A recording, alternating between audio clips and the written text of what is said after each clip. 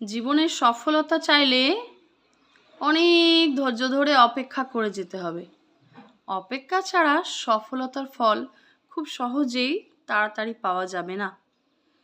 অপেক্ষা করে যে ফলটা তুমি পাবে সেটা সুমিষ্ট মধুর হবে, কিন্তু তাড়াহুড়ো করলে সেই ফল কিন্তু তেতোও হতে পারে।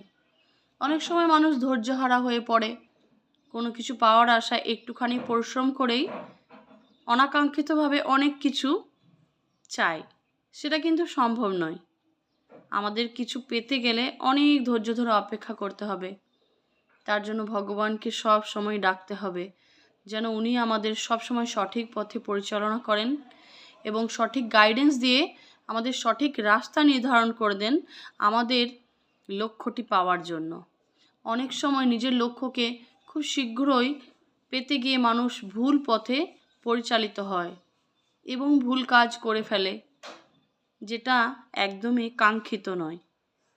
তাই আপনার যদি কোনো কাজ থাকে, সেটা যেই হোক, যে কোনো কাজ হোক, কোনো পরীক্ষা, চাকরি, পরিবার সম্পর্কিত কোনো কিছু কথা, সেটাকে পাওয়ার জন্য, সেটাকে জীবনে সফল করার জন্য বা আপনার লক্ষ্যে পৌঁছানোর জন্য যে কাজগুলো করতে হবে, খুব ধীরে সুস্থে শান্তভাবে করুন।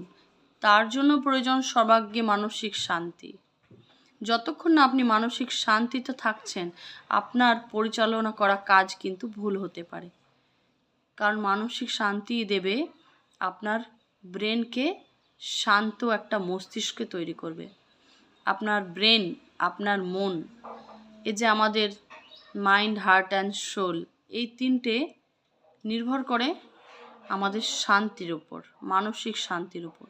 যদি আমরা কোনো কারণে বিচল থাকি বা কোনো কারণে আমাদের মন খারাপ থাকে, কোনো ঘটনাক্রমে আমরা আক্রান্ত হয়, মানে কোনো দুর্ঘটনায় যদি আমরা প্রভাবিত হয়, তাহলে স্বাভাবিকভাবে আমাদের মন কিন্তু ভালো থাকে না।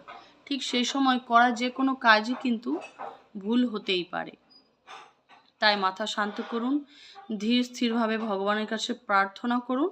আপনার সকল কাজ সুষ্ঠুভাবে সম্পন্ন হবে। শুধুমাত্র সঠিক পথ দেখানোই কিন্তু ভগবানের উদ্দেশ্য। তার জন্য আপনার লক্ষ্যে পাওয়ার জন্য কিন্তু পরিশ্রম করে যেতে হবে। মাথা ঠান্ডা রেখে নিচের বিচার বুদ্ধি দিয়ে কাজ করুন এবং অবশ্যই করে সফলতা লাভ করুন। মনে রাখবেন, ঈশ্বর সর্বশক্তিমান। আপনি দুহাত তুলে দাঁড়ালে নিশ্চয়ই ঈশ্বর আপনার হাত ধরবেন, কিন্তু আপনি যদি বসে থাকেন, ঈশ্বর কিন্তু আপনার হাত ধরবেন না।